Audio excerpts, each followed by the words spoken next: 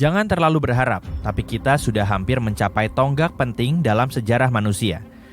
Beberapa ilmuwan mengatakan bahwa beberapa abad ke depan akan menjadi periode yang menentukan bagi kita.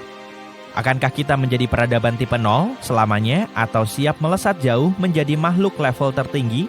Belum tahu apa itu peradaban tipe 0? Biar ku jelaskan.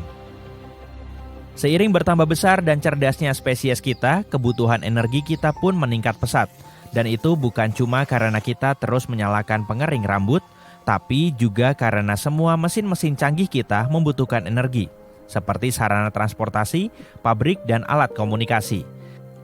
Skala Kardashev berguna untuk mengukur seberapa maju sebuah peradaban berdasarkan jumlah energi yang dimiliki. Sejauh ini ada 7 level teoritis yang bisa dicapai oleh sebuah peradaban menurut sebagian besar ahli. Nih, gak perlu repot mencari di Google. Beberapa ilmuwan memperkirakan bahwa manusia hanya berada di level 0,72. Kita bahkan belum mencapai tipe 1. Skala ini diciptakan oleh seorang ilmuwan bernama Nikolai Kardashev pada tahun 1964. Ia menciptakannya untuk membantu mencari tanda-tanda kehidupan di luar angkasa melalui sinyal-sinyal yang mungkin dipancarkannya.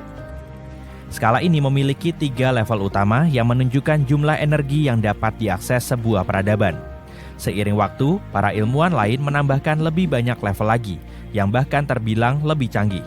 Skala ini tidak hanya memperlihatkan akses terhadap energi, tapi juga seberapa besar pengetahuan yang dimiliki sebuah peradaban. Tipe 1 adalah ketika suatu spesies bisa mengumpulkan dan menyimpan seluruh energi dari bintang terdekat untuk menghidupi populasinya yang terus bertambah. Artinya, kita perlu meningkatkan produksi energi 100.000 kali lipat untuk mencapai status ini. Beberapa ilmuwan mengatakan kita bisa mencapai tipe 1 dalam 100 hingga 200 tahun. Tapi untuk itu, kita harus memanfaatkan seluruh energi yang ada di bumi. Kedengarannya luar biasa, tapi dibandingkan dengan yang bisa dilakukan oleh masyarakat maju dengan level lebih tinggi, ini baru tingkat kontrol dasar. Level peradaban berikutnya disebut tipe 2. Mereka bisa mengendalikan seluruh bintang di dekatnya dan menggunakan seluruh energinya. Salah satu cara yang mungkin bisa kita lakukan untuk mencapai level ini suatu hari nanti adalah dengan membangun alat yang disebut Dyson Sphere. Bisa kujelaskan, alat ini mirip bola raksasa yang mengelilingi bintang dan menyerap seluruh energinya, lalu mengirimkannya kembali ke planet asalnya.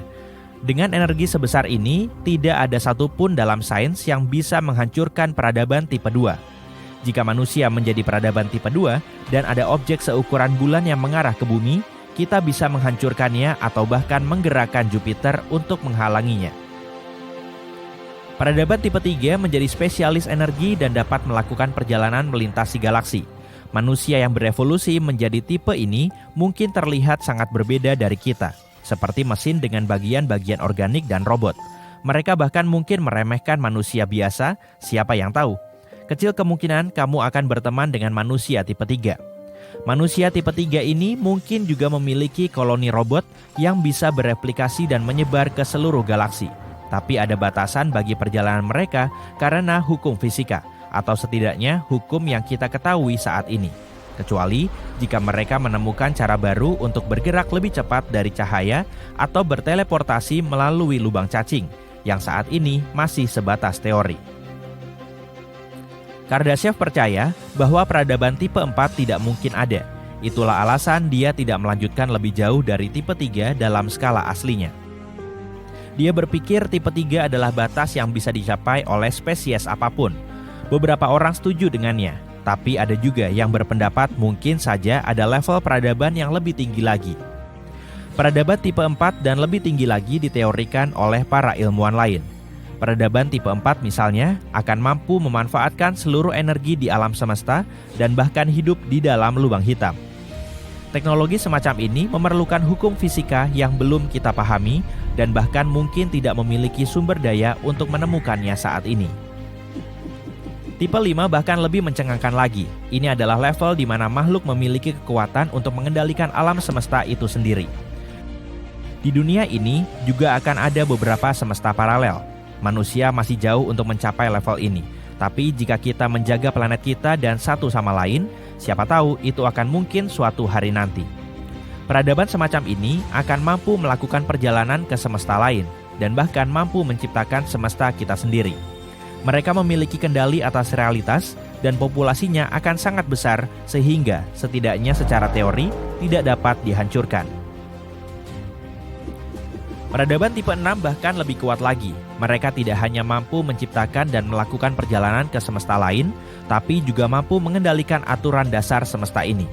Mereka akan hidup di banyak semesta, berbeda pada saat bersamaan dan dapat mempengaruhi semua hukum fisika yang kita ketahui. Mereka juga ada dalam berbagai versi ruang dan waktu, dengan masa lalu dan masa depan yang berbeda. Peradaban yang dikategorikan sebagai tipe 7 atau K7 mampu menjelajahi dan mengendalikan seluruh omniverse. Omniverse adalah istilah yang mengacu pada setiap semesta, dimensi, dan realitas yang ada. Kekuatan setingkat ini diperkirakan berasal dari seorang individu dan bukan dari sebuah peradaban, karena peradaban akan bergabung menjadi satu entitas yang maha tahu, maha kuat, dan hadir di mana-mana. Oke, kita santai sejenak. Sebelum mencapai semua level fantastis ini, setidaknya kita harus mencapai level 1, bukan? Tapi apa yang diperlukan untuk itu? Saat ini manusia belum cukup maju untuk dianggap sebagai peradaban tipe 1, karena kita hanya menggunakan beberapa sumber energi seperti kayu, batu bara, dan minyak. Tapi masih banyak sumber energi lain di luar sana yang belum kita temukan atau gunakan. Kita hanya perlu mengandalkan sumber-sumber terbarukan seperti angin, matahari, dan air untuk memenuhi kebutuhan energi kita. Energi ini akan sangat mudah diakses sehingga mungkin kita tidak perlu membayar tagihan listrik lagi. Dalam peradaban tipe 1, energi akan sama pentingnya dengan udara. Salah satu strateginya adalah kita harus mengubah bencana alam menjadi sesuatu yang positif. Sebagai contoh, kita bisa memanfaatkan tsunami untuk menghasilkan listrik. Kita bisa mengurangi ketergantungan pada pekerjaan konstruksi dan menggunakan gempa bumi untuk membantu mengubah tanah. Dengan mengendalikan sumber energi planet ini, kita juga bisa mengendalikan cuaca. Misalnya, jika suatu tempat mengalami kekeringan, kita bisa mengirimkan awan hujan untuk menyuburkannya kembali. Jika kita menjadi peradaban tipe 1, kita mungkin bisa menyeimbangkan jumlah karbon di atmosfer dan pada akhirnya mengendalikan suhu planet kita. Ini berarti bencana alam akan menjadi lebih mudah diprediksi dan tidak terlalu merusak. Selain itu, kita bahkan mungkin bisa tinggal di tempat-tempat yang tidak pernah terpikirkan sebelumnya, seperti di bawah air, di puncak gunung yang sangat dingin, atau di padang pasir. Jadi seberapa dekatkah kita dengan kenaikan level ini? Sebuah penelitian baru-baru ini mengamati berbagai cara kita mendapatkan energi, seperti dari bahan bakar fosil dan sumber-sumber terbarukan. Masalahnya, setiap cara mendapatkan energi memiliki keterbatasan. Sebagian orang memiliki bahan yang terbatas, sementara bagi yang lain, setidaknya untuk saat ini biayanya terlalu tinggi. Jadi, tim di balik penelitian ini melakukan pendekatan yang cermat untuk membuat perhitungan yang tepat. Mereka menyimpulkan bahwa kita bisa mencapai level energi yang tinggi, tapi itu tidak akan terjadi sampai tahun 2371. Studi ini hanya menunjukkan satu cara untuk menjadi peradaban maju, tapi tidak menutup kemungkinan kita akan mencapainya dengan cara yang benar-benar berbeda. Selain itu, jangan lupa juga, aturan pertama untuk menjadi peradaban yang maju adalah jangan sampai punah. Aku tahu, kedengarannya agak berlebihan, tapi dalam upaya kita untuk memanfaatkan seluruh energi yang dimiliki planet ini, kita juga harus melindunginya sebaik mungkin. Sampai kita berhasil melakukan perjalanan ke ujung alam semesta, bumi masih merupakan satu-satunya tempat yang bisa kita tinggali. Apa kita sendirian di galaksi ini? Krik. Benar, kita bisa dibilang sendirian di sini. Tapi apa ada peradaban lain yang mengintai di kedalaman Bima Sakti? Apa mereka punya niat jahat dan jadi ancaman buat kita? Padahal hidup kita aja udah banyak masalah ya. Hey, kita seru-seruan sama hal ini yuk. Beberapa teoris meninjau kembali sejarah dan sikap manusia pada zaman dulu. Nggak ada putri persahabatan di sana. Dengan asumsi mereka kayak kita. Pakai ini buat menghitung kemungkinan penjajah luar angkasa. Mereka yakin ada 4 peradaban jahat di galaksi kita. Keempat peradaban itu memperebutkan dominasi intergalaksi. Atau mungkin mereka pengen main gaple aja. Teknologi mereka mungkin udah canggih, atau mereka baru aja menciptakan versi jahat dari game konsol. Buat tahu kecanggihan budaya mereka dan apa yang harus kita antisipasi, ada cara buat menentukan tingkat ancaman mereka. Metode bernama skala Kardashev menganalisis kemampuan bangsa-bangsa antar galaksi. Dengan 3 level, skala ini meninjau jumlah energi yang bisa diambil peradaban dari bintang mereka, sehingga menentukan level teknologi mereka. Ini cuma berlaku buat peradaban yang udah pakai komunikasi antar bintang. Jadi, yang masih pakai merpati nggak termasuk ya. Tipe 1 nunjukin mereka bisa manfaatin energi dari matahari, tapi cuma dari alat yang ada di planet mereka, misalnya panel tenaga surya. Tipe 2 berarti mereka bisa menggunakan energi langsung dari matahari, misalnya melalui bola Dyson. Bola Dyson digunakan untuk manfaatin semua energi matahari karena bentuknya mengelilingi bintang itu. Terakhir, tipe 3, peradaban bisa menggunakan semua unsur yang diberikan galaksi. Kekuatannya bukan cuma dari bintang, tapi juga dari lubang hitam, bahkan lubang hitam supermasif sentral. Level ini penting buat nyari tahu kecanggihan peradaban di luar sana. Umur Bima Sakti sekitar 13,6 miliar tahun. Manusia modern baru ada 200.000 tahun lalu, dan kita baru mencapai tipe 1. Ngeri banget ngebayangin waktu makhluk lain udah berkembang. Kita bisa dibilang terlambat sih. Bumi sedikit terlambat karena berada di luar lengan galaksi. Ahli matematika bilang sistem bintang yang lebih terpusat lebih lama berkembang. Kalau gitu, seberapa umum makhluk cerdas lain ada di galaksi ini? Dengan berbagai peristiwa yang bisa memusnahkan bumi, ajaib banget bisa ada bumi seperti sekarang. Berarti unik banget kan? Ada 100 triliun bintang di galaksi kita. Ada 200 miliar planet dengan perkiraan 300.000 eksoplanet yang mampu menyokong kehidupan yang kita tahu. Dari banyak planet yang layak huni itu, gimana kita tahu planet mana yang makhluknya pengen ngirim email kepada kita? Tentu aja, nggak ada yang punya waktu buat ngitung satu-satu. Persamaan Drake bisa ngasih kita perkiraan angka kalau kita ngambil rata-rata dari beberapa faktor kunci. Persamaan ini memecah kriteria berapa banyak planet yang dihuni makhluk cerdas sampai bisa berkomunikasi. Angkanya besar karena banyaknya bintang yang memiliki planet. Dari sana, kita saring lagi ke zona layak huni di tata surya. Zona ini disebut zona Goldilocks karena jaraknya pas, nggak begitu jauh dan nggak begitu dekat dari matahari. Kita kurangi lagi angkanya dengan menghitung planet layak huni yang bisa menyokong kehidupan. Dan dari beragam tempat itu, persamaannya mengambil kemungkinan jumlah makhluk cerdas dan apakah mereka cukup cerdas untuk berkomunikasi. Kriterianya rumit, jadi persamaannya agak sulit dijelaskan. Tapi kira-kira ada 100 juta planet dengan peradaban cerdas. Tapi, kayak sejarah dan kesulitan bumi, peradaban ini juga mungkin mengalami kesusahan. Peristiwa yang mengancam kehidupan harus dimasukkan ke persamaan itu, misalnya asteroid, suar matahari, supervulkan, dan supernova.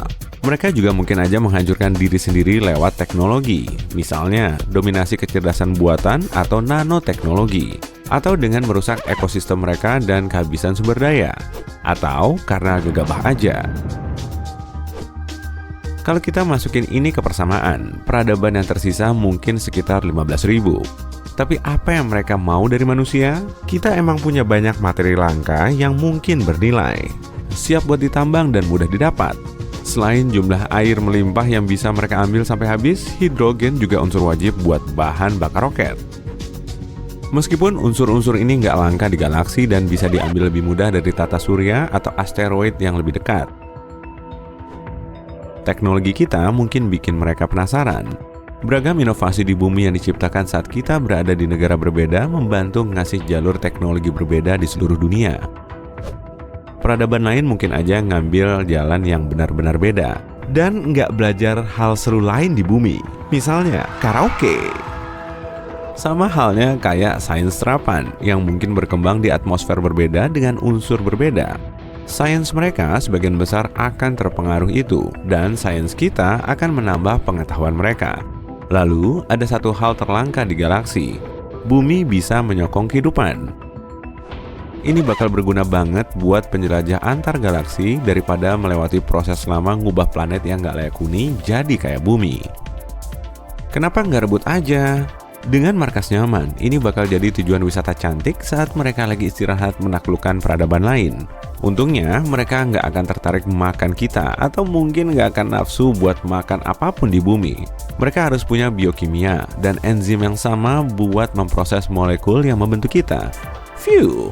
Tapi kemungkinan besar sih, mereka pengen menyingkirkan saingan. Ancaman terbesar mereka adalah apapun yang menyulitkan dominasi mereka.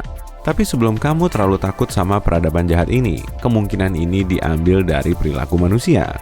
Mungkin aja makhluk di luar sana nggak punya atau menghindari emosi manusia. Misalnya, kapasitas marah mereka mungkin terbatas, atau mereka bisa aja nggak punya kemampuan untuk itu. Sejarah tempat mereka beda banget sama tempat kita, jadi mereka mungkin aja terlalu percaya dan malah kita yang jahat.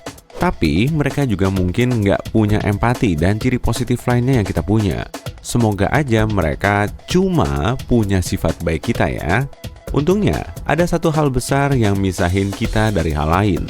Galaksi kita itu gede banget, dan kalau mau kemana-mana tuh jauhnya minta ampun, bahkan ke tata surya sekalipun.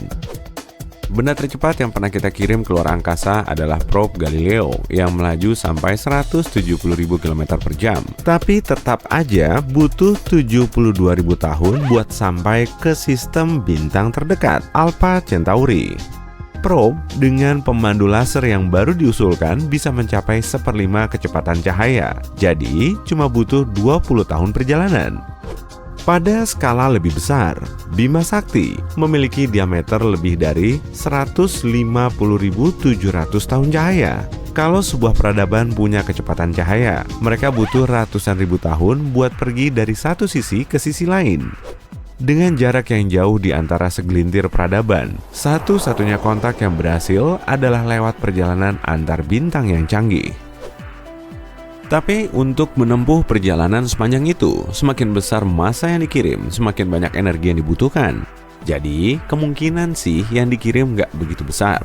Tapi mereka bisa aja ke sini cepat banget pakai pesawat kecil dengan kemampuan mematahkan hukum kecepatan kosmis. Mereka mungkin aja udah sampai di sini, ngawasin kita dari dekat atau lagi nonton Netflix.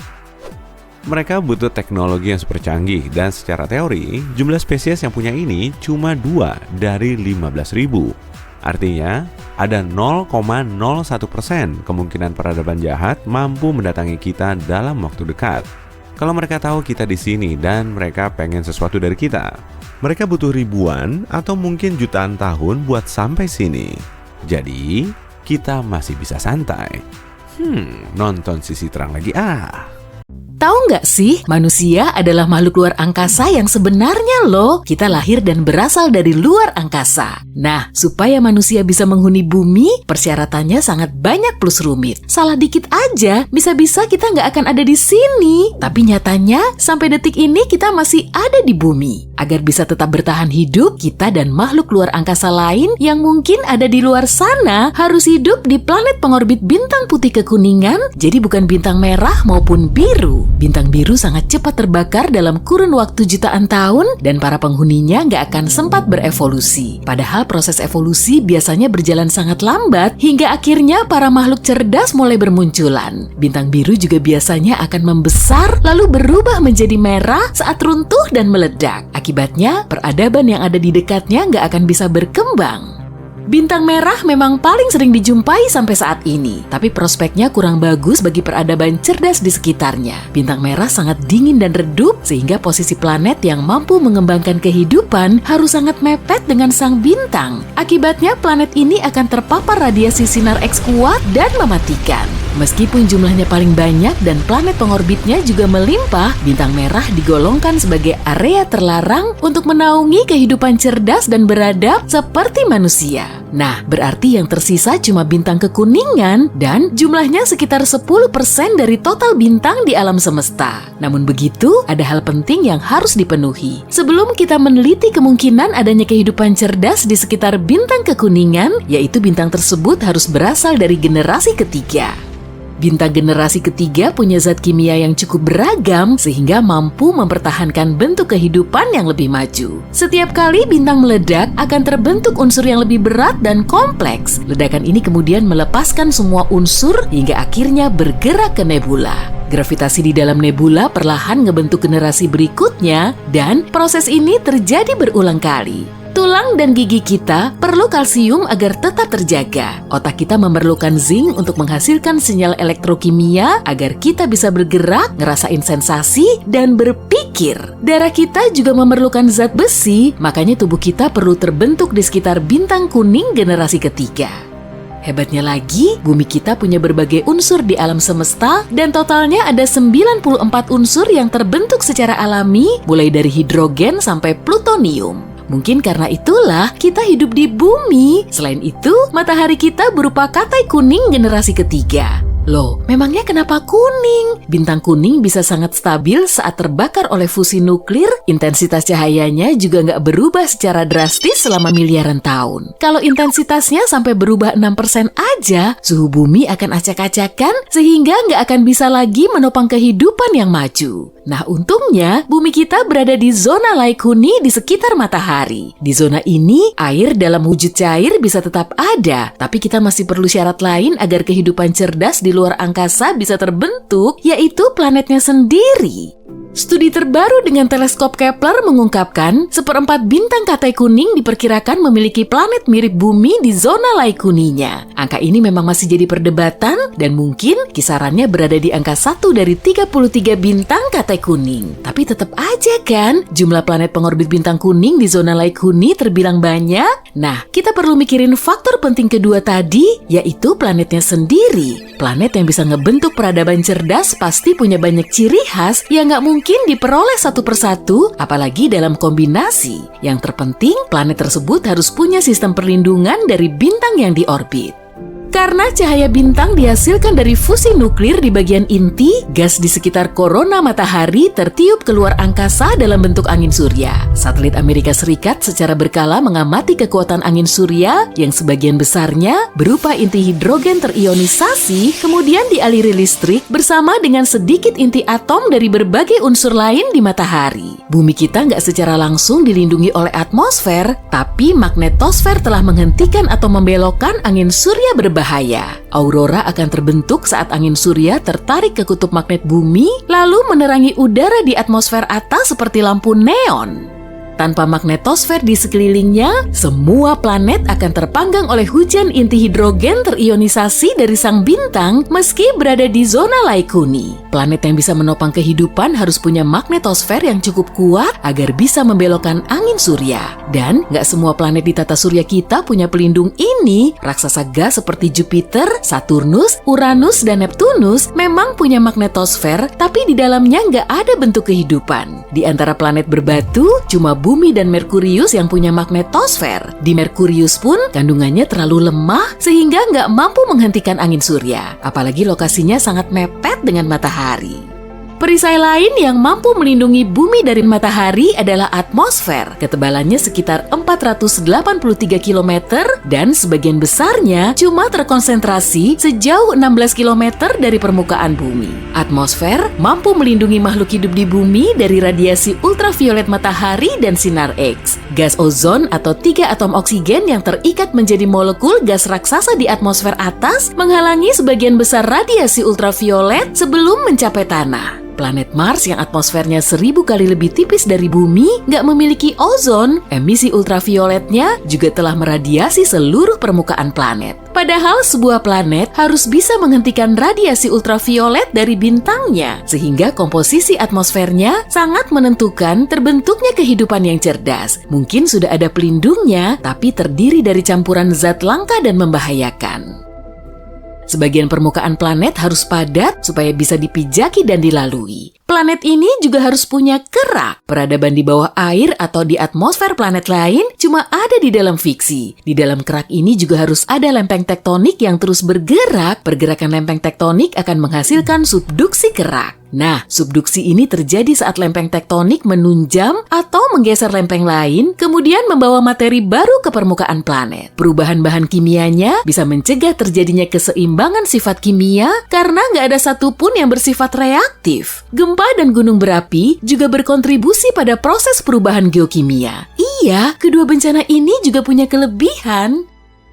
Subduksi lempeng tektonik juga penting bagi kehidupan planet. Di Mars nggak ada aktivitas tektonik. Begitupun dengan Venus dan Merkurius. Padahal di Merkurius ada lempeng tektonik besar, tapi nggak ada aktivitas tektonik selain penyusutan kecil. Di kedua planet ini nggak ada kehidupan, terutama karena di situ nggak ada reaktivitas geokimia oleh subduksi tektonik.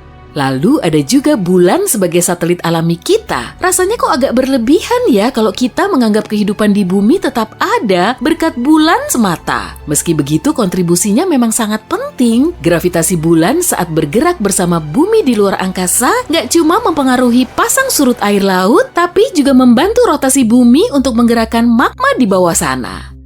Gerakan magma di perut bumi mempengaruhi pembentukan magnetosfer karena banyak mengandung logam. Jadi bulan selalu mengamankan kita di luar angkasa dengan membantu bumi menjadi geodynamo lalu menghasilkan magnetisme. Bulan merupakan satelit terbesar di tata surya kita kalau dibandingkan dengan planet primer yang dikelilinginya. Banyak orang menganggap sistem bumi dan bulan sebagai planet ganda, tapi bukan itu fokus kita saat ini. Bulan juga menstabilkan bumi kita agar kehidupan di dalamnya tetap aman. Karena posisinya terkunci secara gravitasi dengan bumi, bulan berfungsi sebagai tiang penyeimbang bagi para peniti tali. Makanya bumi nggak terlalu banyak goyang dibandingkan dengan planet lain. Nah, goyangan ini dinamakan dengan librasi. Kalau bumi bergoyang seperti Mars atau Saturnus, kondisi cuaca akan sangat kacau balau dan kita nggak akan bisa bercocok tanam.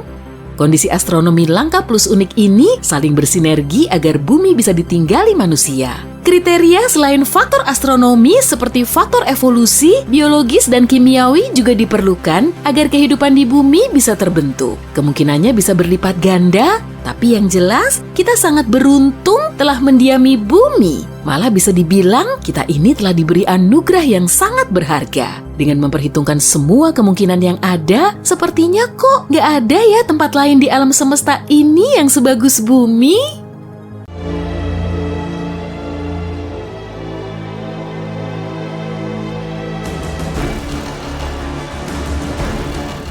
Puluhan pesawat luar angkasa dan ratusan probe telah lepas landas dari bumi menuju planet kembarannya, Venus. Ukuran Venus bisa dibilang sama dengan bumi, tapi masanya cuma sekitar 80%-nya saja. Suhu di sana terlalu ngebul untuk ukuran manusia, ditambah lagi nggak ada oksigen yang bisa kita pakai untuk bernafas. Tapi baru-baru ini, para ilmuwan menemukan jejak gas fosfina yang menunjukkan kalau di Venus bisa saja terdapat tanda-tanda kehidupan. Fosfina berasal dari berbagai mikroba dan bakteri, jadi para awak di pesawat luar angkasa tadi terbang ke Venus untuk membuktikan secara langsung. Dengan teknologi kita sekarang ini, penerbangan menuju Venus akan memakan waktu selama 3,5 sampai 6,5 bulan hingga akhirnya sampai di tujuan. Pesawat itu mulai mendarat di Venus, dan saat pertama kali menapakkan kaki di permukaannya, para awak sudah disambut dengan hamparan gurun panas, danau lava, dan geyser berisi zat asam beracun.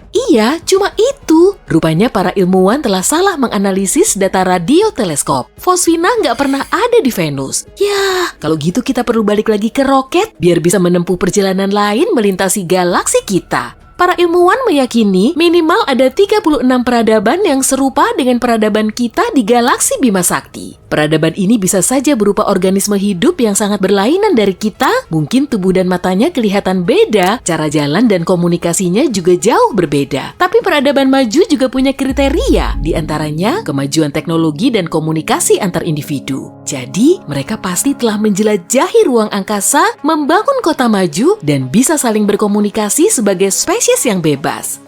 Oke, yuk kita intip dunia canggih ini di galaksi kita. Bima Sakti adalah galaksi spiral yang diameternya 100.000 tahun cahaya. Kalau ada bintang yang terlahir di tepinya dalam ledakan super kuat, cahayanya baru akan sampai ke seberang tepinya 100.000 tahun kemudian. Di sini ada sekitar 100 miliar bintang dan di dekatnya bisa saja ada dunia yang serupa dengan tata surya kita. Kita coba cari tahu dunia laik huni ini dengan filter raksasa aja ya. Menurutmu gimana? Kita perlu nyari bintang yang mengandung banyak zat besi dulu. Bintang ini menyala pada suhu yang sangat pas bagi berkembangnya kehidupan. Dan zat besi dalam sistem bintang akan membentuk inti planet yang kemudian akan dihuni oleh peradaban lain. Kita saring dulu galaksi Bima Sakti dengan filter kita tadi ya. Karena ada banyak sekali bintang yang sesuai dengan deskripsi ini. Kita perlu filter lain lagi. Nah, kita perlu nyari bintang yang mirip dengan matahari. Ukurannya harus sekitar 100 kali lebih besar dari bumi dan bobotnya 333.000 kali lebih berat. Yang terpenting justru umur bintang tersebut. Saat menua, bintang akan membesar dan berubah menjadi raksasa merah. Saat itulah ia akan menelan planet-planet di sekitarnya. Kehidupan di bintang ini bisa berakhir dalam ledakan besar yang menghancurkan semua objek di sekitarnya. Jadi, bintang yang kita cari harus relatif muda.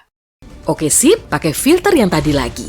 Jumlah bintangnya memang sudah berkurang, tapi tetap aja masih banyak. Berarti kita perlu fokus ke planetnya aja. Planet tersebut harus berada dalam zona laik huni dari bintang induknya. Jaraknya nggak harus saling berdekatan, karena suhunya bisa terlalu panas bagi terbentuknya kehidupan. Tapi juga jangan terlalu jauh, nanti malah jadi bongkahan es tanpa kehidupan sama sekali. Suhu planet ini harus kondusif agar airnya tetap berwujud cair.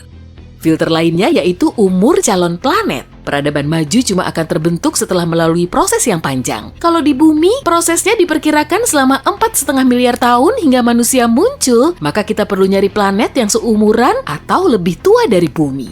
Oh ya, filternya jangan lupa, kita pakai lagi ya. Tada! Ada 36 semesta yang dihuni oleh peradaban maju. Berdasarkan kriteria ini, ilmuwan telah menelitinya, kemudian mempublikasikan hasilnya pada bulan April 2020. Wah, berarti tinggal mencari lokasi persisnya dan mengupayakan interaksi dengan peradaban ini. Kita bisa mendeteksi peradaban tersebut melalui gelombang radio yang terpancar. Semisal nih, ada planet A yang dihuni oleh organisme hidup primitif. Setelah jutaan tahun berevolusi, mereka akan menjadi peradaban maju. Gelombang radio akan jadi sarana komunikasi mereka, lalu seluruh planet akan bisa memancarkan gelombang radio layaknya bintang memancarkan cahaya. Dan di bumi, kita akan bisa menangkap sinyal ini dengan antena yang mengarah keluar angkasa. Tapi kendalanya ada pada jarak antar planet. Kalau planet A berjarak 1000 tahun cahaya dari bumi, berarti gelombang radio yang terpancar dari situ baru akan sampai di bumi setelah 10 abad. Manusia mulai memanfaatkan fungsi gelombang radio pada tahun 1895. Dan kalau peradaban planet A juga memancarkan gelombang radio pada saat itu, kita baru bisa menangkap sinyalnya pada tahun 2895. Hal yang sama juga berlaku di planet A. Para ilmuwan telah mengirim pesan dalam bentuk sinyal radio keluar angkasa pada tahun 1974. Di dalam sinyal ini terdapat sistem angka kita, DNA manusia, dan informasi tentang tata surya kita. Kalau di planet A ada peradaban maju, mereka baru bisa menerima sinyal ini pada tahun 2974. Dan kita perlu menunggu 1 milenium lagi untuk mendapat balasan dari mereka. Kendala lainnya yaitu gelombang radio nggak terdeteksi seperti cahaya yang menyala konstan, tapi lebih mirip seperti nyala suar. Gelombang radio cuma dimanfaatkan pada fase tertentu. Awalnya, gelombang ini menjadi sarana komunikasi utama, tapi sekarang kita mulai beralih ke ponsel, TV kabel, dan serat optik. Dan saat teknologinya semakin maju, pancaran gelombang radio kita akan memudar. Jadi, waktu kita cuma sekitar 100 tahun untuk mencari sinyal radioaktif yang digunakan oleh suatu peradaban. Para ilmuwan sempat menangkap sinyal radio aneh yang sumbernya nggak diketahui. Berdasarkan karakteristiknya, sinyal ini dihasilkan secara artifisial, mungkin oleh peradaban di luar angkasa atau pesawat antariksa yang kebetulan lewat. Setelah ditelusuri lebih lanjut, sinyal ini hilang tanpa jejak, sehingga memunculkan banyak teori dan argumen. Kemungkinan sinyal ini berasal dari bumi, kemudian terpantul oleh satelit yang sedang melintas. Atau jejak komet yang jaraknya bertahun-tahun cahaya. Gimana kalau kita asumsikan sinyal ini berasal dari peradaban di luar angkasa? Salah satu dari 36 peradaban itu loh, berarti kita perlu menghubungi peradaban ini. Setelah semua perbekalannya siap, kita langsung meluncur ke planet tujuan. Roket kita bisa melesat secepat 28.300 km per jam. Dengan roket ini, kita bisa piknik keliling Amerika cuma dalam 8 menit. Dan meskipun ada peradaban maju di sekitar bintang terdekat kita, Proxima Centauri, waktu tempuh ke sana selama 73.000 tahun. Dengan kecepatan cahaya pun, waktunya sekitar 4,2 tahun. Jadi kita perlu mencari solusi dari kendala perjalanan angkasa ini. Para ilmuwan berencana menambah kecepatannya sampai 1/4 kecepatan cahaya, yaitu dengan memanfaatkan laser. Sinar laser kuat dari bumi akan mendorong probe mikroskopik dengan lintasan akurat, dan probe ini bisa sampai tujuan setelah melesat selama 17 tahun. Dan 4 tahun kemudian, saat sinyalnya sampai di bumi kita akan mengonfirmasi adanya peradaban maju di sana. Sebagai alternatif, perjalanan super ngebut di atas kecepatan cahaya ini bisa dilakukan dengan pesawat ruang angkasa berteknologi wrap bubble. Wahana ini perlu mengompresi ruang yang akan dilaluinya, kemudian meregangnya di belakang ekor. Dengan begini, para awak diprediksi akan bisa sampai di semua tempat yang ada di alam semesta cuma dalam hitungan detik. Perlu diingat ya, konsep seperti ini masih jadi imajinasi. Atau kemungkinan kita akan sampai di berbagai penjuru jagat raya ini melalui wormhole atau lubang cacing yang menyerupai terowongan. Tapi masalahnya, lubang cacing ini bisa juga berada di lubang hitam. Objek paling misterius di alam semesta ini sangat berat, sampai-sampai cahaya pun gak akan bisa lolos dari jeratnya. Pesawat luar angkasa kita juga gak akan bisa menahan tekanannya.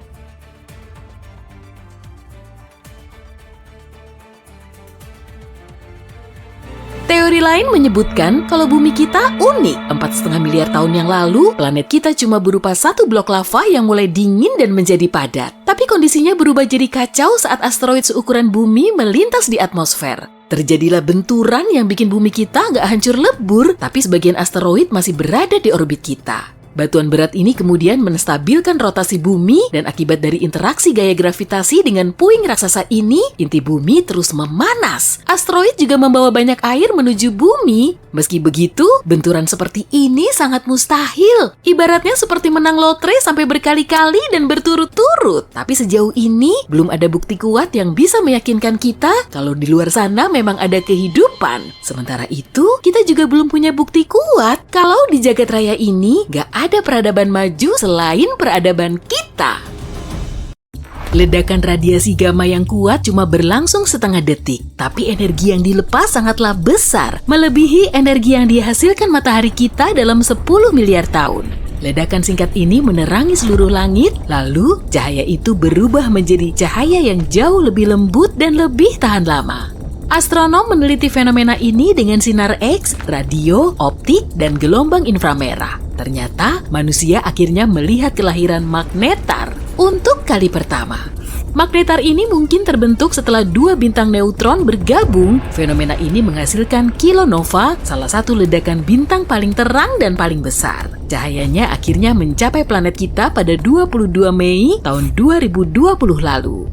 Bayangkan sebuah bintang besar setidaknya 5 kali masa matahari kita mencapai akhir hidupnya. Mungkin karena bahan bakar nuklirnya habis. Jika itu terjadi, bintang ini mulai mendingin, tekanan di dalamnya menurun, dan gravitasi mulai menekan ke dalam. Kemudian, massa yang lebih dari 1 juta kali massa planet kita kolaps dalam 15 detik. Saking cepatnya, gelombang kejut yang super besar membuat bagian luar bintang ini meledak dan menghasilkan ledakan cahaya menyilaukan. Ledakan kuat ini bernama supernova.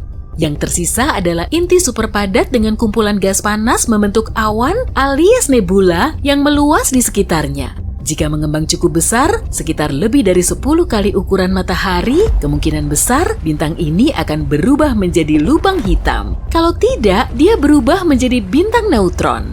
Pada dasarnya, ini adalah nukleus raksasa. Yap, bagian tengah atom. Sebagian besar bintang ini terbentuk dari neutron dan lebarnya jarang melebihi 32 km. Sebagai perbandingan, lebar matahari kita hampir 1,4 juta kilometer atau seperti 109 bumi dijejer bersebelahan. Tapi jangan sampai bintang yang relatif kecil ini menipumu. Bobot bintang neutron setidaknya 1,5 kali lebih berat daripada matahari kita dan punya medan magnet yang intens. Kalau kamu mengambil sesendok teh bagian dalam bintang ini, beratnya akan melebihi 1 miliar ton. Saking padatnya, bintang neutron menjadi objek paling ekstrem. Perhentian berikutnya sudah pasti lubang hitam. Saat bergabung, dua bintang neutron seringnya membentuk bintang baru yang lebih berat. Dalam hitungan milidetik atau bahkan kurang, bintang ini kolaps menjadi lubang hitam. Tapi para astronom yang meneliti rekaman kilatan cahaya di bulan Maret berpikir mungkin ada hasil lain. Mereka yakin sekali telah melihat sesuatu yang belum pernah diamati, yaitu kelahiran magnetar. Ini adalah bentuk langka dari bintang neutron dengan medan magnet ultra kuat. Magnetar ini 1000 triliun kali lebih kuat daripada planet kita. Medannya juga begitu kuat sampai bisa memanaskan permukaan bintang hingga 10 juta derajat Celcius. Sederhananya, magnetar adalah magnet terkuat di alam semesta. Medan magnetnya dapat mengganggu objek di sekitarnya. Atom-atom yang kurang beruntung mendekati bintang seperti itu bisa meregang menjadi garis tipis. Kalau kamu yang berada beberapa ratus kilometer dari magnetar, nasibmu juga tak akan baik. Pertama, medan magnetnya akan mengganggu bioelektrik tubuhmu. Artinya, impuls sarafmu tidak akan berfungsi lagi. Bahkan, molekulmu akan berubah akibat pengaruh medan sang bintang. Pada akhirnya kamu akan lenyap. Jika melayang dalam jarak 160.000 km dari planet kita, magnetar mampu menghapus semua data yang ada di tiap kartu kredit di dunia. Kamu lagi di jalan mau ke rumah kakakmu, tapi tiba-tiba langitnya berubah. Cuaca dingin jadi panas banget dalam sekejap. Orang-orang yang lagi jalan-jalan nyari angin sekarang melepas jaket dan keringetan. Orang yang tadinya mau ski weekend ini langsung ngebatalin rencana mereka dan malah pergi ke pantai. Saat itu udah sore banget, tapi langitnya masih kayak siang bolong. Kamu ngambil kacamata hitam kamu dan lanjut nyetir. Ini nggak kayak biasanya, tapi orang-orang kelihatannya nggak peduli. Kamu nyalain radio dan mendengar orang-orang panik ngebahas matahari. Tapi nggak ada yang terdengar jelas. Mereka rebutan ngomongin banyak hal secara bersamaan. Kamu ngambil ponsel kamu dan nyari tahu apa yang terjadi di media sosial. Semua ngebahas hal yang sama, tapi nggak ada yang jelas. Orang-orang bilang matahari mendekati bumi. Kedengeran suara langkah di lorong yang sepi. Seorang cowok yang berpakaian rapi lagi mau menghadiri salah satu rapat terpentingnya. Adam masuk ke ruang rapat. Di sana, semua orang nungguin apa yang mau dia ucapkan. Sebagai kepala ahli astrofisika, tugas Adam adalah nyari tahu apa yang terjadi dan merahasiakannya dari publik. Kalau enggak, seluruh dunia bakal panik dan terjadi histeria massal. Keadaan itu nggak bagus. Dia duduk saat semua orang nunggu pengumuman darinya. Ruangan itu tegang dan semuanya terdiam.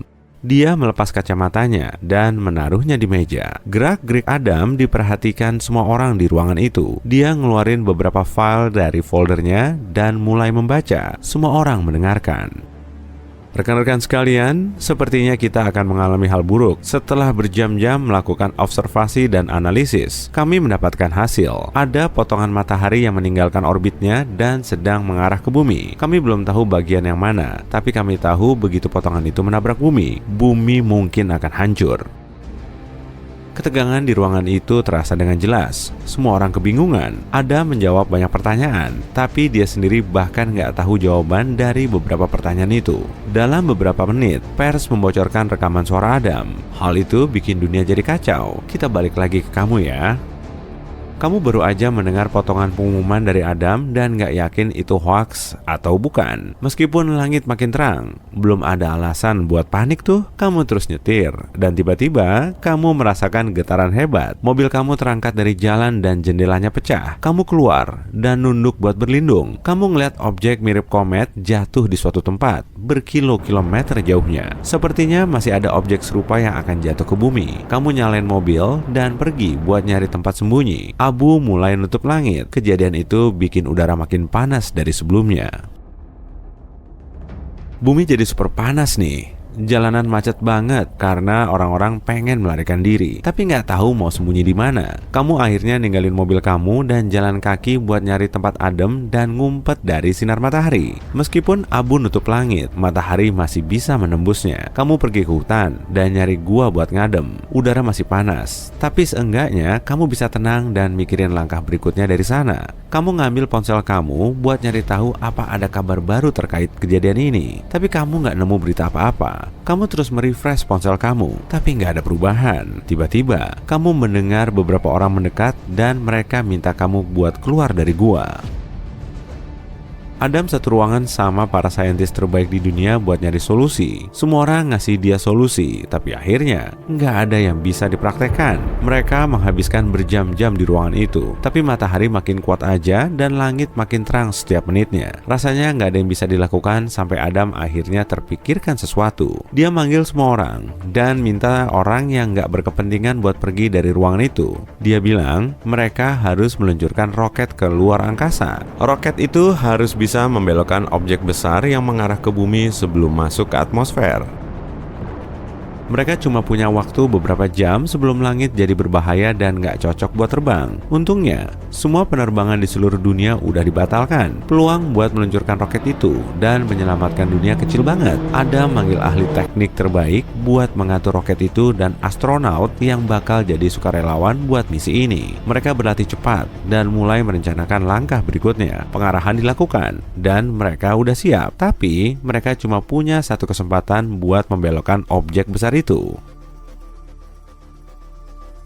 1 jam kemudian, astronot udah siap dan mulai masuk roket. Kamu tiba-tiba muncul dengan pakaian astronot. Kamu adalah salah satu astronot yang penting buat misi ini. Orang-orang yang ketemu kamu di gua adalah orang-orang NASA yang mau merekrut kamu buat misi ini. Kamu ketemu Adam dan dia ngasih pengarahan tentang peran kamu. Karena misinya emang dadakan, Adam bahkan gak sempat duduk sama kamu dan ngasih pelatihan atau pengarahan yang layak. Kamu masuk ke roket dan duduk di sana.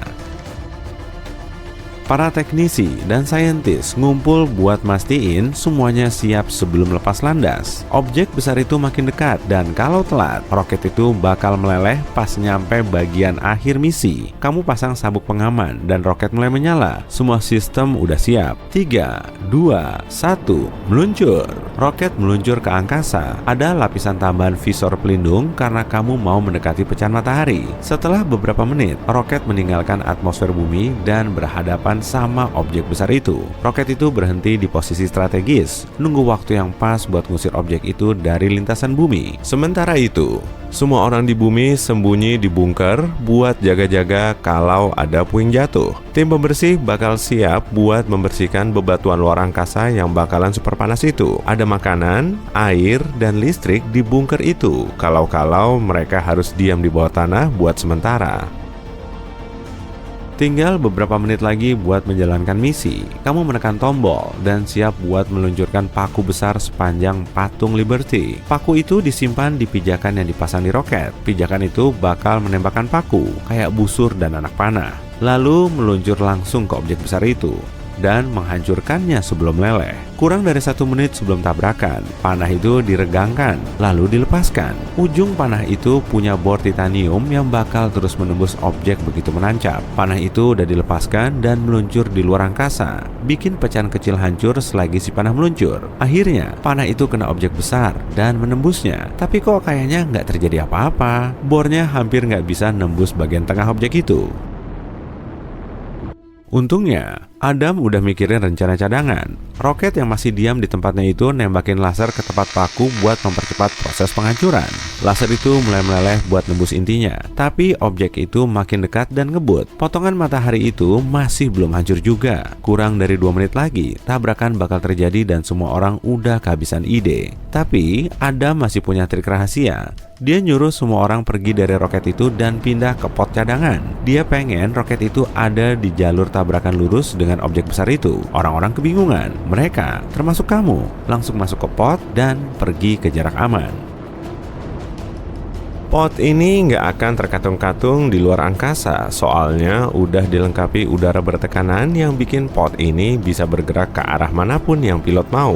Semua orang keluar dari roket waktu roket itu tancap gas menuju objek besar. Roket dan objek itu mendekat pada kecepatan penuh. Cuma beberapa detik lagi sebelum tabrakan, seluruh dunia melihat itu.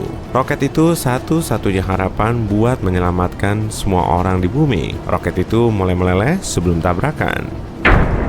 Dan tiba-tiba gelombang kejut besar terjadi di angkasa. Roket itu bisa menghancurkan objek besar sampai berkeping-keping. Yang jadi masalah sekarang, puing-puing kecilnya bakal jatuh ke bumi. Tapi karena semua orang ada di bunker, jadi aman. Adam dan rekan-rekan kerjanya merayakan itu. Kamu dan astronot lain aman dan kembali ke bumi. Sekarang, orang-orang di bumi harus membangun lagi semua yang hancur. Orang-orang harus mulai semuanya dari nol lagi. Tapi, ini cuma awal dari babak baru dalam hidup. Pada suatu titik dalam sejarahnya yang panjang dan sangat menarik, planet bumi kita tercinta sedang tertidur, hanya melakukan aktivitas planetnya, berputar mengelilingi matahari. Dan kemudian, kehidupan mulai menjadi rumit, tumbuhan dan hewan mulai memamerkan diri, memamerkan kerumitannya. Maju sedikit ke masa lalu, sekitar 65 juta tahun yang lalu tepatnya, dan bencana kosmik terjadi. Atau setidaknya itulah dugaan kita. sebuah asteroid mungkin menabrak bumi, memusnahkan dinosaurus dan hewan-hewan besar lainnya. Kita tidak bisa mengetahui secara pasti tentang asteroid itu, tapi kita tahu asteroid itu sangat besar dan menabrak planet kita yang berharga ini, menciptakan kekacauan berdebu yang mengendap di mana-mana. Kamu masih bisa menemukan sisa-sisa lapisan debu itu di batuan sedimen saat ini. Jika kamu menggali di bawahnya, kamu akan menemukan banyak sekali fosil. Makhluk-makhluk prasejarah ini hidup sebelum asteroid menghantamnya. Anggap saja planet ini sedang melakukan pembersihan, menyisakan banyak ruang kosong yang menunggu untuk diisi. Dan coba tebak siapa yang mengambil kesempatan itu? Mamalia. Makhluk kecil berbulu ini adalah makhluk yang menjadi terkenal. Tapi mengapa bencana ini menjadi kesempatan besar bagi mamalia? Sebenarnya cukup sederhana. Dengan tidak adanya pengganggu besar di sekitarnya, mereka tumbuh, berkembang biak, dan memiliki populasi yang meluas. Semua jenis mamalia bergabung untuk mengisi kekosongan. Primata, hewan pengerat, pada dasarnya semua jenis hewan berbulu. Kita berbicara tentang mamalia beranak, mamalia berkantung, dan bahkan mamalia bertelur yang menambahkan beberapa variasi yang serius ke dalam campuran ini. Kita sering menganggap primata sebagai kerabat terdekat kita di bumi. Bagaimana kisah mereka? Sekitar 63 juta tahun yang lalu, hanya beberapa juta tahun setelah tarian terakhir dinosaurus, para primata memutuskan bahwa inilah saatnya untuk reuni keluarga. Mereka terbagi menjadi dua kelompok, primata berhidung kering yang menjadi monyet dan kera yang kita kenal sekarang, dan primata berhidung basah yang berubah menjadi lemur dan hai-hai. Keseruan tidak berhenti sampai di situ. Sekitar 58 juta tahun yang lalu, primata berhidung kering memulai misi kecilnya. Seorang tamu istimewa yang disebut Tarsier tiba di tempat kejadian dengan mata besar yang sempurna untuk melakukan aksi-aksi gila di malam hari. Tarsier ini mengambil jalan yang berbeda dari kerabat primata lainnya, merangkul ceruk uniknya dan berevolusi secara terpisah. Hingga hari ini, Tarsier adalah satu-satunya primata yang hanya memakan daging. Hewan kecil ini menyukai serangga, burung kecil, hewan pengerat, dan bahkan kadal. Namun, bukan hanya itu yang membuat mereka unik. Mata mereka 2 kali lebih besar dari otak mereka. Selain itu, kepala mereka bisa berputar 180 derajat, seperti burung hantu. Karena keistimewaannya, Tarsier adalah raja dan ratu malam yang sesungguhnya. Dengan kekuatan super pelacakan ultrasonik, mereka dapat menemukan mangsanya secara instan. Ditambah lagi, kaki dan tungkai mereka seperti pegas yang siap meluncurkan mereka untuk beraksi. Mereka memiliki tulang pergelangan kaki khusus yang disebut tarsus, yang memberi mereka kemampuan melompat yang luar biasa. Itulah namanya jika kamu bertanya-tanya. Tapi mari kita tinggalkan makhluk-makhluk kecil ini dan kembali ke cerita kita ya. Sekitar 55 juta tahun yang lalu, bumi menjadi sangat panas. Suhu yang tiba-tiba panas ini terlalu berat untuk ditanggung oleh penghuni laut dalam dan tanaman. Dan mereka pun mengucapkan selamat tinggal. Tapi hey, setiap perpisahan adalah kesempatan untuk sesuatu yang baru, bukan? Mamalia lautan yang dikenal sebagai Cetacea melihat kesempatan ini dan mengambilnya. Mereka menceburkan diri ke ceruk-ceruk kosong itu dan menjadi penguasa laut. Dalam kategori makhluk ini, kamu bisa menemukan paus biru dan lumba-lumba. Tamu primata yang istimewa muncul sekitar 47 juta tahun yang lalu. Para ilmuwan sekarang dengan sayang menyebut fosil makhluk seperti itu Eida. Keajaiban kecil ini menimbulkan kehebohan yang pada awalnya disebut-sebut sebagai mata rantai yang hilang dalam evolusi manusia. Tapi inilah bagian yang lucu. Ternyata Eida bukanlah salah satu dari kita, primata berhidung kering, tetapi primata berhidung basah yang nakal. Maju ke 40 juta tahun yang lalu, inilah saat peristiwa besar lainnya terjadi di dunia primata. Monyet dunia baru, sepupu jauh kita, memutuskan untuk mengambil jalan yang berbeda dan memisahkan diri dari garis keturunan monyet dunia lama. Mereka mengepak tas mereka dan berangkat untuk menaklukkan Amerika Selatan, di mana mereka masih hidup sampai sekarang. Mungkin kamu bertanya, apa perbedaan di antara keduanya? Satu hal penting yang membedakan mereka adalah fakta bahwa monyet dunia lama memiliki lubang hidung yang mengarah ke bawah. Sekitar 25 juta tahun yang lalu, sekelompok kera lain memasuki tempat itu, dan mereka memiliki sesuatu yang istimewa, yaitu tidak memiliki ekor. Makhluk unik ini kemudian menjadi kerabat terdekat kita. Kita berbicara tentang kera dan kera besar, kelompok keren yang memiliki banyak kesamaan genetik dengan kita. Kera pertama yang membebaskan diri dari kegilaan monyet adalah gibbon. Sekitar 18 juta tahun yang lalu adalah saat akrobat kecil ini muncul. Beberapa juta tahun kemudian, kera besar juga masuk ke dunia ini. Orang utan adalah pelopornya, menjelajah ke belantara Asia Selatan. Kita semakin dekat dan semakin dekat dengan masa kini. 7 juta tahun yang lalu, kera besar mengambil persimpangan jalan evolusi. Satu jalan menuju ke nenek moyang kita, Homo sapiens di masa depan, dan jalan lainnya menuju simpanse dan bonobo. Kedua cabang primata ini tetap bersatu selama beberapa juta tahun sebelum akhirnya berpisah. 5,6 juta tahun yang lalu, seekor kera yang mengubah dunia, disebut Ardipithecus, masuk ke dalam sejarah evolusi kita. Kera ini memiliki bakat khusus bipedalisme. Benar, ia adalah salah satu kera pertama yang berjalan dengan dua kaki. Mungkin membuat teman-teman primata lainnya mengangkat alis.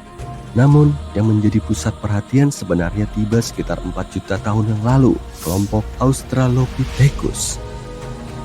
Mereka adalah anggota paling awal dari subsuku Hominina, suku kita. Apa yang membuat mereka begitu istimewa? Mungkin karena mereka membawa beberapa peralatan yang cukup canggih untuk berburu, tepatnya peralatan batu. Tampaknya pada satu titik dalam evolusi mereka, primata yang cerdas ini mulai menggunakan batu untuk membuat hidup mereka lebih mudah. Sekarang inilah titik balik penting dalam kisah kita. Sekitar 2 juta tahun yang lalu, nenek moyang kita menghadapi kekurangan makanan. Kelangsungan hidup yang terkuat adalah nama permainannya, dan muncullah dua strategi. Kelompok pertama memilih rahang yang kuat, yang memungkinkan mereka mengunyah makanan keras seperti kacang-kacangan. Kelompok dua memiliki ide yang berbeda-beda, memilih rahang yang lebih lemah, tetapi otak yang lebih besar. Mereka menginginkan akses ke pilihan makanan yang lebih luas. Jelas, kelompok yang berotak lebih besar mendapatkan hadiahnya. Dan disinilah kelompok kita berperan. Sekitar 2,5 juta tahun yang lalu, sejenis primata yang juga dikenal sebagai tukang menorehkan jejak dalam sejarah. Makhluk pintar ini memiliki otak yang lebih besar dan tahu bagaimana memanfaatkan neuron-neuron itu dengan baik. Sekitar 1,9 juta tahun yang lalu, sebuah bintang baru muncul, Homo erectus. Makhluk-makhluk ini tidak hanya berjalan tegak, tapi juga memiliki otak yang hampir 2 kali lebih besar dari otak tukang. Mereka mengejutkan dunia, menjadi nenek moyang pertama yang keluar dari benua Afrika. Mereka bahkan tahu cara menjinakkan api. Sekitar 700.000 tahun yang lalu, dunia menyaksikan revolusi kuliner. Bukti paling awal tentang memasak muncul. Dan sekitar 500.000 tahun yang lalu, nenek moyang kita memutuskan untuk menjadi sedikit lebih modis dengan mengenakan bukti pakaian pertama. Spesies kita sendiri muncul hanya 300.000 tahun yang lalu. Sudah kubilang, kita terlambat datang ke pesta ini. Namun dunia tidak pernah sama lagi setelah kemunculan Homo sapiens, manusia modern secara anatomis. Bersama kerabat kita yang lain, kita muncul, siap menaklukkan dunia dengan pikiran inovatif dan masyarakat yang kompleks. Jalur pasti evolusi kita masih menjadi misteri. Tapi yang kita tahu pasti adalah bahwa Neanderthal juga ikut bergabung pada suatu waktu. Seiring dengan berkembangnya Homo sapiens, begitu pula dengan kapasitas kita untuk berbahasa. Kemampuan berbicara modern diyakini muncul hampir bersamaan dengan spesies kita. Kita mulai mengekspresikan diri, berbagi cerita, dan membentuk dunia dengan kata-kata kita. Jadi begitulah, butuh waktu 13,8 miliar tahun dalam sejarah kosmik bagi manusia untuk bisa masuk ke bumi. Bayangkan saja, 99,998% dari waktu sejak Big Bang, kita bahkan belum ada. Spesies kita, Homo sapiens, adalah anak kecil dari keluarga bumi yang hanya ada dalam sebagian kecil waktu dari garis waktu alam semesta. Namun, dalam sekejap mata, kita telah berhasil mengungkap seluruh kisah yang menyebabkan keberadaan kita. Cerita ini tidak akan berakhir dengan kita. Ini adalah kisah yang terus berlanjut, yang masih terus ditulis setiap saat.